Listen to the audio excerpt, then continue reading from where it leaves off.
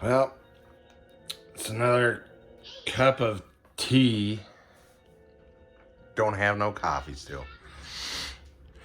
And I figured I might as well take the opportunity of no coffee to burn up what's left of my tea collection. Used to drink a lot of tea and then I just burned out and switched to coffee. That was many, geez, that's pretty bad. That was like 20 years ago. Some of this tea I have is really old. Anyway, it's cold today. The windstorm continues. We got an inch of snow. And I checked the weather app on my phone and it claims that we are 9 degrees Fahrenheit with the wind chill. And it's late afternoon, which is supposed to be the warmest part of the day.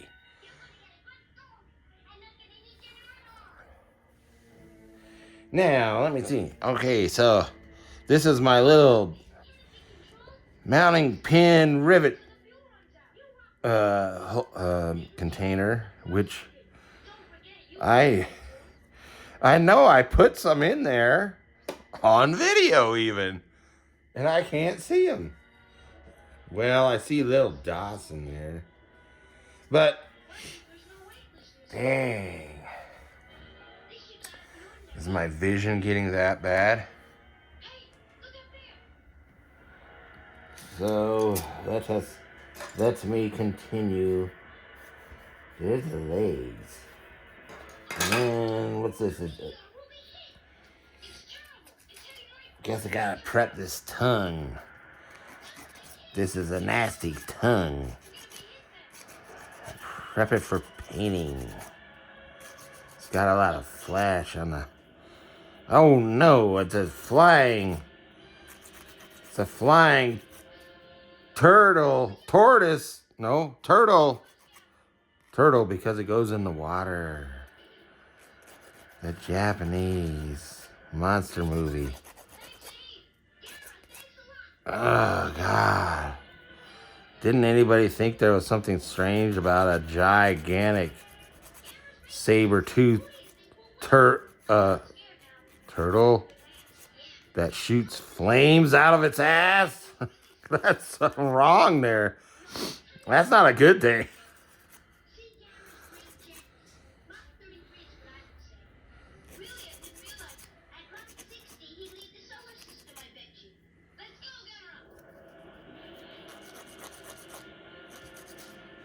And then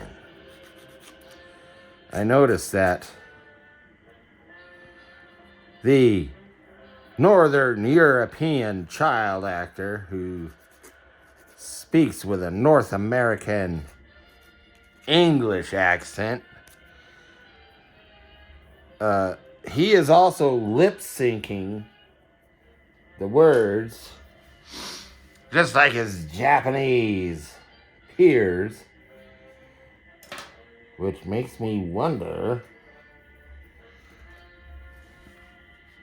And he's doing a bad job of he's doing a worse job than the Japanese kids at lip syncing US style English.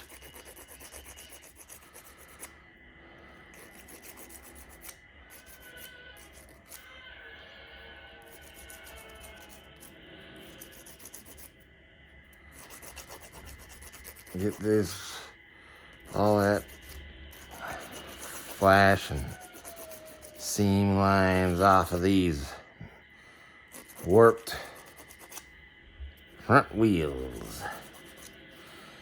Yes, we have to make these wheels and tires that are intended to look crappy. We have to make them look good anyway, even though they're supposed to look like something's wrong with them.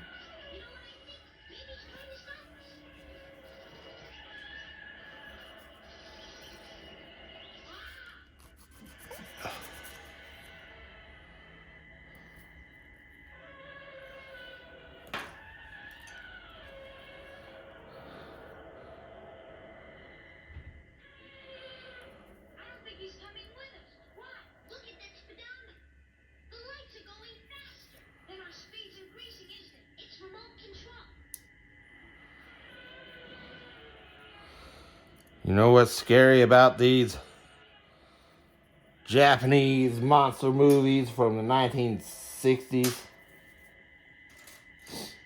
Not the monsters.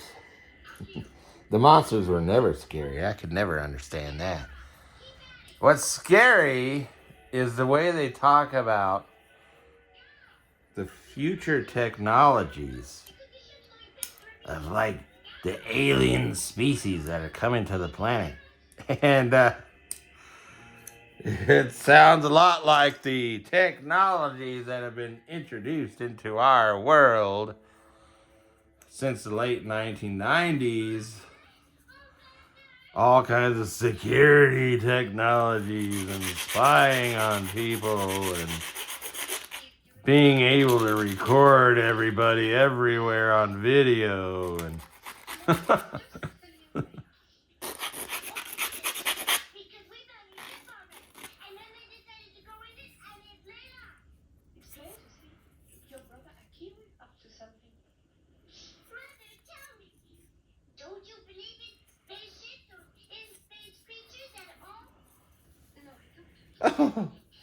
believing in space creatures and spaceships is like believing in God. What'd you say? How dare you compare believing in UFOs to believing in God? Well, read the Bible. There's a lot of stuff in there about which certainly sounds like UFOs to me. Extraterrestrials coming down to Earth and warning people, oh, bad thing is coming. Doesn't that sound like? And then you have the people who are into the UFO extraterrestrial. Oh, they're coming to save us. Yeah, whatever. How about the mythologies? Like Native American mythologies and Mesopotamian mythologies, where some of those beings coming down from the heavens that they call gods.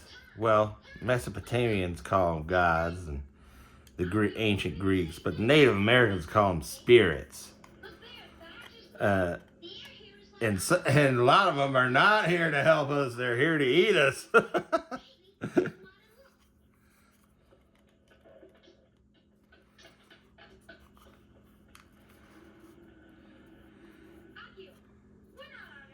Why do they?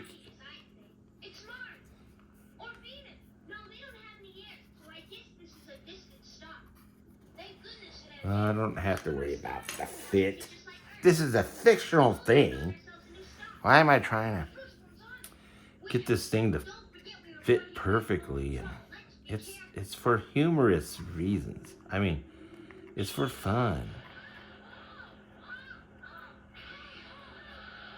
What the hell is going on in this?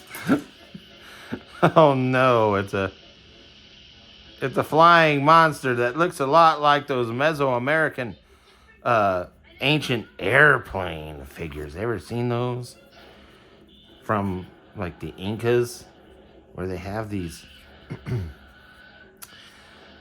they're supposed to be the official thing is they're birds, but they sure look like aircraft. They look like jet aircraft because they're all the flying surfaces of the Mesoamerican birds are swept, which real birds don't have swept wings.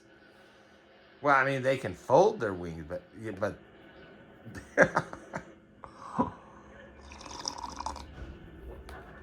yeah, I was outside earlier today doing some snow shoveling, and I think it's been so long since this. I think this is the first time I shoveled snow this winter. What's going on with the climate, the earth? Oh, by the way, I forgot this Japanese monster movie I'm watching. It's also because I've seen on the YouTube videos about the You know, Peter's saying, oh, there's a hidden planet Earth. That's exactly what this Japanese monster movie is about. A hidden planet Earth that's behind the sun in a position that is exactly opposite the Earth, so we can never see it. And I was like, so this is from 1969, this movie, and I was like, so this this hypothesis that there's a planet Earth opposite us, so that in a way that we could never see it, isn't old. It's not new. It's old.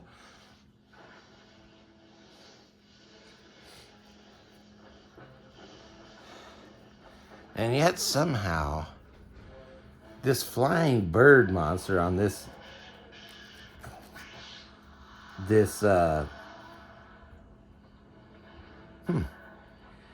you don't need any prep work.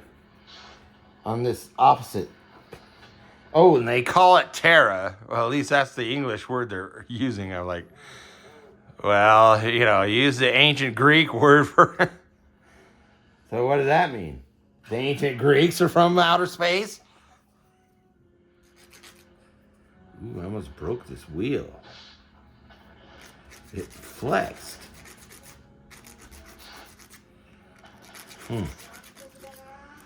Uh-oh, it's been 12 minutes already? Dang.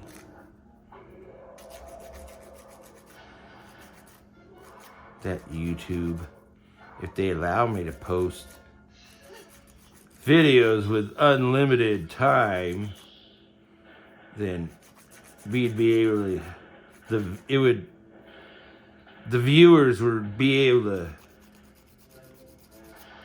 what is it? The agony of watching this would just be one video and not a whole bunch of videos. You wouldn't, you know, it would be better for the poor, tortured viewer. And this is a shift lever.